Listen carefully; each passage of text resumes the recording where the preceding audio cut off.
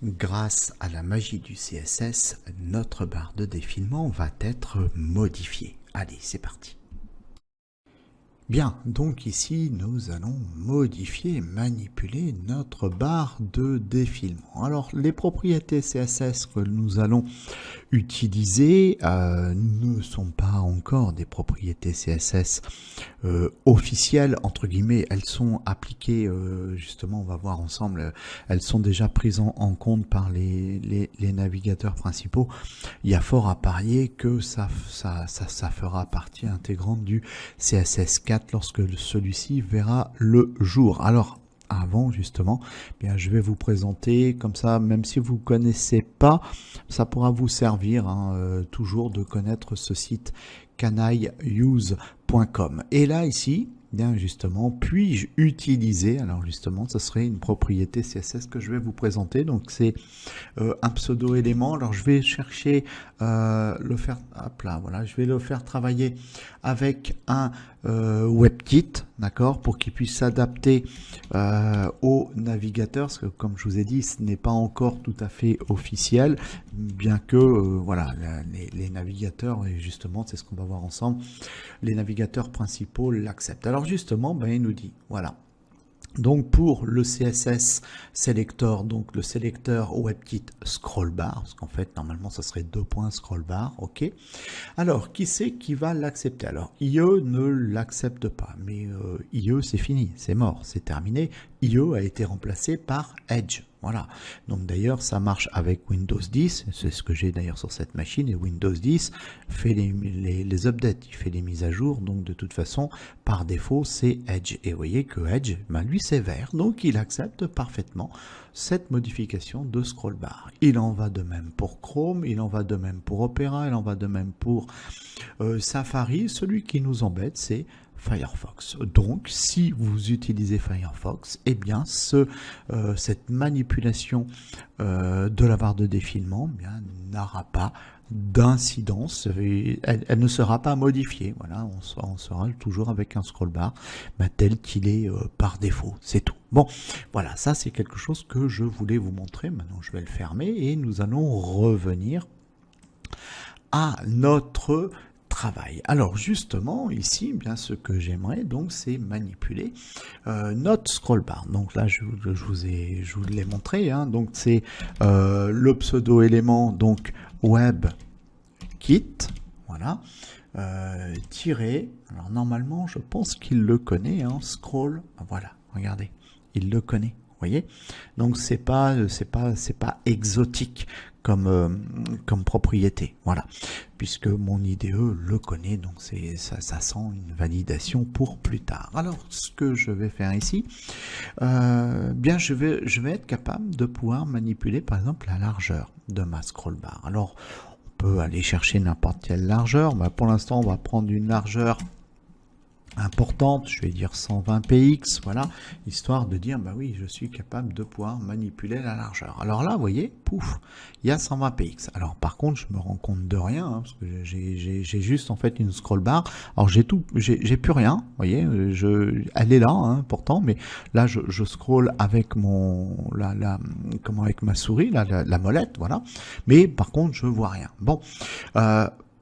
Maintenant, je pourrais très bien donner une couleur de fond ici à ma scroll bar, histoire de pouvoir la séparer de ma page web par exemple. Pourquoi pas? Donc là, je vais faire un background color et je vais donner une couleur. Alors j'avais mis j'avais mis quoi ici? J'avais mis du 333, bah, je vais rester sur des couleurs foncées, je vais faire celle-là. Un gris comme ça, CTRL S, je vais actualiser mon document, pouf, voilà, ça y est, c'est fait. Donc là, ma scroll bar ici fait 120 pixels de large. Alors bien sûr, je ne vais pas laisser un truc de 120 pixels, c'était juste pour montrer. Maintenant, je vais la réduire et je vais dire que je voudrais une scroll bar qui fasse, par exemple, allez, 10 pixels, voilà, un petit truc fin, sympa, léger. Voilà, ma scroll bar fait 10 pixels. Alors, là, je pourrais m'arrêter là. D'accord? C'est-à-dire qu'en fait, vous voyez, ça fonctionne. Bon, le seul souci qu'il y a, c'est que, ben voilà, je la vois pas. Alors, si je me mets dedans, voilà, et que j'appuie dessus, ben oui, j'arrive à scroller ici sur ma page web, mais visuellement, c'est pas forcément intéressant. Donc, du coup, en fait, on va compléter ici notre pseudo élément par un autre sélecteur. Donc ça sera toujours pareil, hein. Il faut que je parte du WebKit pour le moment. Je vais chercher donc celui de la scroll bar, voilà. Et ce qui va m'intéresser, alors il me le donne pas nécessairement ici, c'est Thumbs. Si il me le donne, il est là. Voilà. Alors lui, il va me permettre de pouvoir bien donner ce petit truc là qui descend là comme ça, qu'on voit bien en fait la scroll. Alors je sais pas exactement le thumbs. Bon, le thumbs c'est vignette.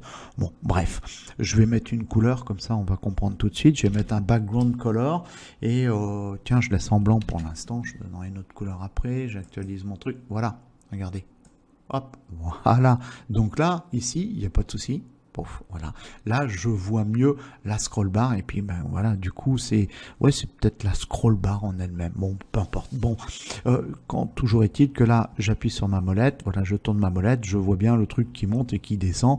Bon, c'est ça qui m'intéresse. Alors, je vais donner une autre couleur que celle-là. Je ne vais pas nécessairement demander que ce soit en blanc. Je vais faire un petit truc un petit peu plus coloré. Voilà, comme ça. Un rouge un petit peu coloré. Voilà. Allez, c'est sympa, hein. Bon. Alors là, pareil, je pourrais avoir fini, mais je pourrais encore aller plus loin. Pourquoi pas? Puisque comme je manipule ma barre de scroll, autant la manipuler jusqu'au bout. Donc là, qu'est-ce qu'on remarque? On remarque que voilà, la hauteur de la barre de scroll est proportionnelle à ce que contient en fait ma page web. Et quand je descends, voilà, ici je retrouve cette couleur que j'ai donnée là, ici. D'accord, ce gris là qui est là.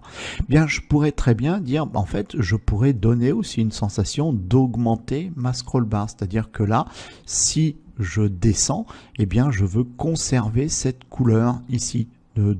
Du haut jusqu'en bas, jusqu'à temps que je sois tout en bas. Et si je suis tout en bas, en fait, toute la couleur là, elle est celle-là. C'est la F39 qui va prendre toute cette couleur à la place de ce background color que j'ai donné. Alors, comment on va faire ça? En fait, on va faire ça avec des ombres. Avec l'ombre portée. Donc, l'ombre, pour créer une ombre, on connaît, c'est la propriété Box Shadow. Voilà. Alors, au niveau des valeurs que va prendre Box Shadow. Donc, la première valeur, c'est la valeur, c'est une ombre de la boîte qui se fait soit à droite, soit à gauche de la boîte. Si on est positif, ça se fait à droite. Si on est négatif, ça se fait à gauche. Moi, vous savez quoi? Je veux pas ici. Je veux ni à droite ni à gauche. Donc, je dis 0. Bien.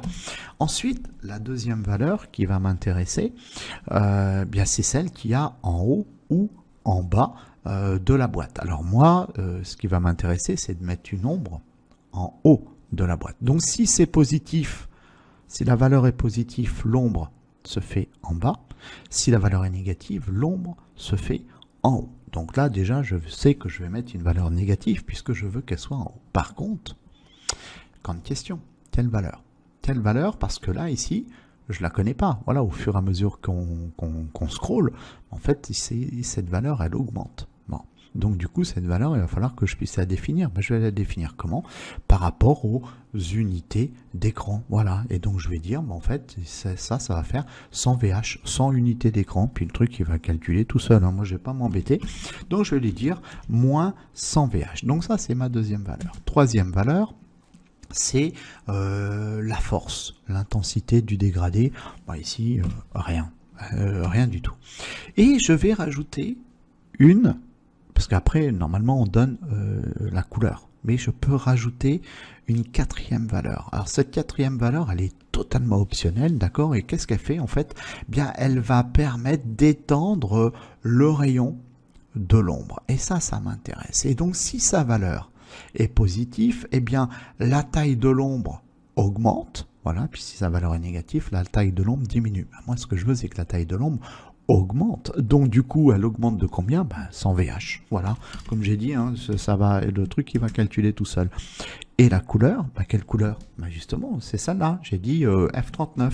Donc là, je vais dire dièse F39. Voilà, allez, on teste. Je fais CTRL S, j'actualise mon document et regardez. Hop, regardez ça. Là, je descends.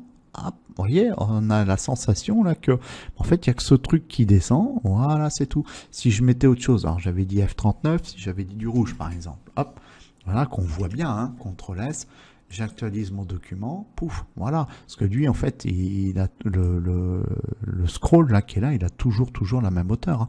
C'est juste que quand je descends, voilà, ici j'ai mon nombre de 100 VH là, qui prend ici tout ça. Et donc, voilà, il suffit de récupérer cette couleur si on a envie de donner cette illusion, voilà, que, voilà, en fait, on modifie totalement la couleur de la scroll bar. Bon, voilà, ça y est, c'est terminé. Donc c'était un petit truc que je voulais vous présenter parce que ça peut être sympa, voilà. Donc pour le moment, c'est pas accepté partout. Vous avez vu, c'est accepté dans 15 ou 90% des cas, voilà. Mais ça c'est futur double deux points scroll bar, ça sera du CSS4, mais au moins on prend un petit peu d'avance. Et voilà, c'est tout pour ce cours. Je vous remercie pour votre attention.